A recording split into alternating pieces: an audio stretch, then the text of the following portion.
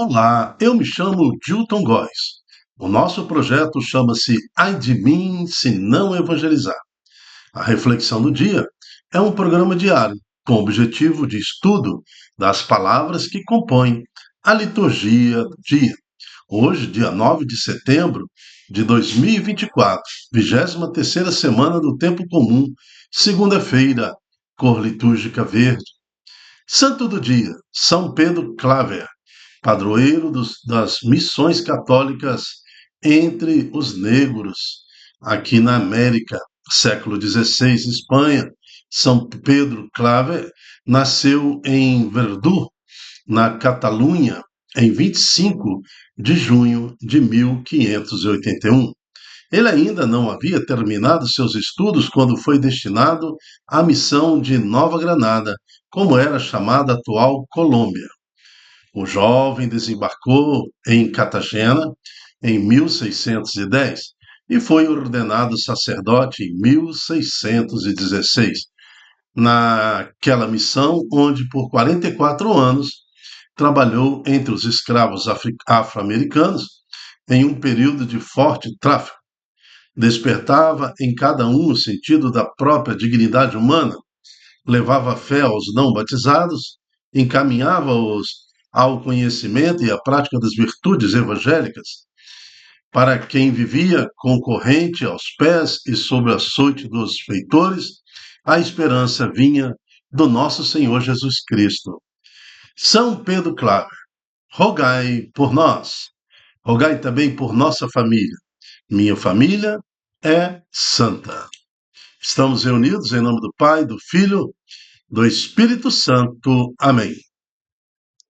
Na primeira carta aos Coríntios, no seu capítulo 5, de 1 a 8, Paulo chama atenção para aquela comunidade porque eles estavam fazendo da reunião eucarística, principalmente da ceia eucarística, uma grande festa sem compromisso, na total, entre aspas, libertinagem. Então, Paulo rigorosamente chama a atenção daquela comunidade. Irmãos, é o geral que está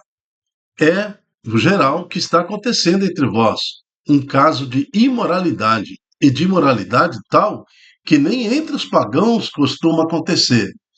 Um dentre vós está convivendo com a própria madrasta. No entanto, estáis inchado de orgulho, ao invés de virtudes, de luto, a fim de que fosse tirado do meio de vós aquele que assim procede? Pois bem, embora ausente do corpo, mas presente em espírito, eu julgarei como se estivesse aí entre vós, esse tal que tem procedido assim.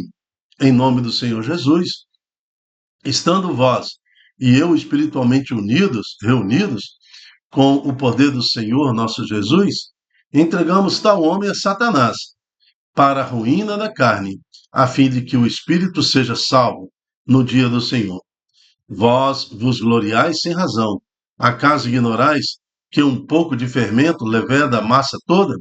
Lançai fora o fermento velho, para que sejais uma massa nova, já que deveis ser sem fermento, pois o nosso Cordeiro Pascal, Cristo, já está imolado. Assim celebramos a festa, não com velho fermento, nem com fermento da maldade ou de perversidade, mas com os pães ázimos de pureza e de verdade. Palavra do Senhor, graças a Deus. Então aqui Paulo está fazendo uma comparação com o pão eucarístico, que é um pão sem fermento. O fermento leveda a massa, ele aumenta a massa. Então o fermento aqui é usado numa visão teológica de algo que engorda, né? De algo que cresce no meio da massa. Como o próprio Cristo é o alimento, e um verdadeiro alimento suficiente, por isso, então, que desde a igreja primitiva, desde o tempo de Jesus, é ofertado o pão ázimo, um pão sem fermento. E aqui, no caso, Paulo está falando que este fermento velho é o pecado entre a comunidade. A começar ao sentar-se na mesa, na hora da comunhão, né? quando eles em pecado comungavam e ainda permitia aquele que tinha a imoralidade do pecado entre eles abertamente. Ele convivia com a sua madrasta, ainda com, provavelmente com um pai ainda vivo, não se sabe ainda, né? Mas, de qualquer forma, era um pecado público. Então, principalmente contra o sexto mandamento, e contra os mandamentos do Senhor. Então, essa falta de virtude na Assembleia chama a atenção de todos, a ponto de ele falou, de Paulo ter falado, mesmo à distância, né? Está acontecendo entre vós um caso de imoralidade que já chegou ao meu conhecimento, eu que estou longe de vocês, né? Entre vocês está tendo prática que entre os pagãos não costuma acontecer. Então está aí. E ele fala aqui também, é, é, em nome do Senhor Jesus, estando vós e eu espiritualmente reunidos no poder do nosso Senhor Jesus, entregamos tal homem a Satanás, para a ruína da carne. Satanás, a tradução de Satanás é não obediência, né? Não obedecerei. Isso quer dizer Satanás. Não obedecerei.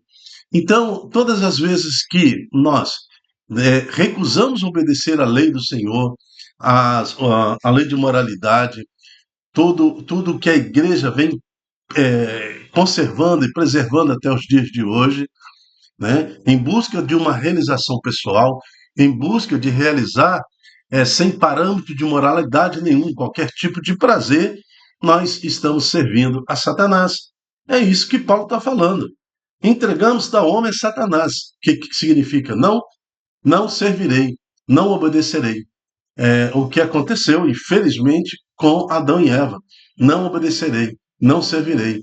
E, por consequência, trouxe para nós a maldição da carne, a morte, todo tipo de pecado entra no mundo, né, com o desejo de não servirei, não obedecerei, feito por Adão e Eva, que ouviu a voz da serpente, não a voz de Deus.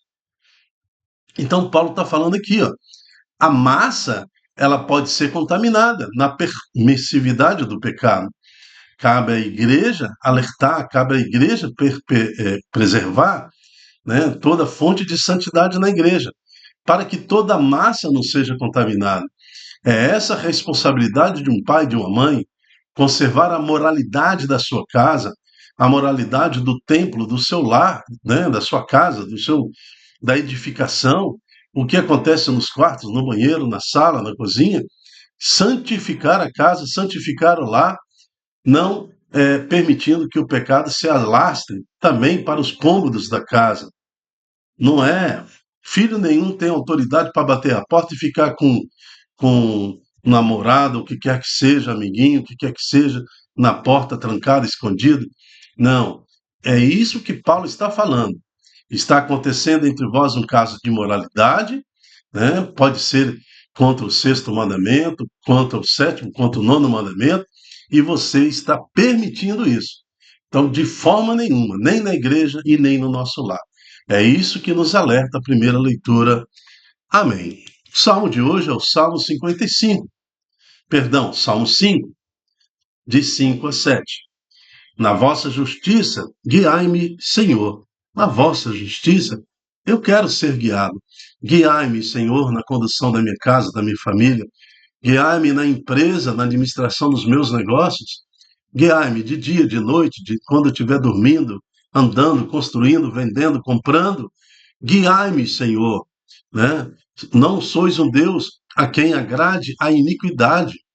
Não pode o mal morar convosco, nem os ímpios poderão permanecer perante os vossos olhos.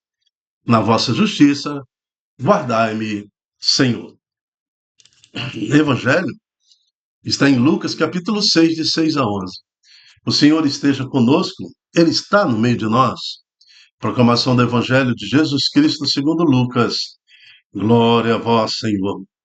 Aconteceu no dia de sábado que Jesus entrou na sinagoga e começou a ensinar. Aí havia um homem cuja mão direita era seca. Os mestres da lei e os fariseus o observavam para verem se Jesus iria curá-lo em dia de sábado e assim encontrarem motivo para acusá-lo. Jesus, porém, conhecendo seus pensamentos, disse ao homem da mão seca: Levanta-te e fica aqui no meio. Ele se levantou e ficou de pé. Disse-lhe Jesus: Eu vos pergunto, o que é permitido fazer no sábado? O bem ou o mal? Salvar uma vida ou deixar que se perca? Então Jesus olhou para todos que estavam ao seu redor e disse ao homem: Estende a tua mão. O homem assim o fez e sua mão ficou curada. Eles ficaram com muita raiva e começaram a discutir entre si sobre o que poderiam fazer contra Jesus. Palavra da salvação, glória a vós, Senhor.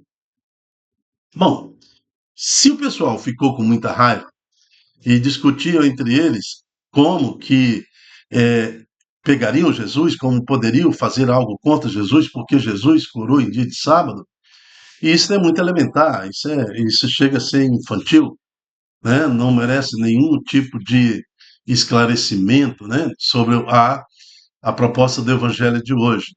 E isso é fruto daquilo que representa o nome de Satanás. Não servirei.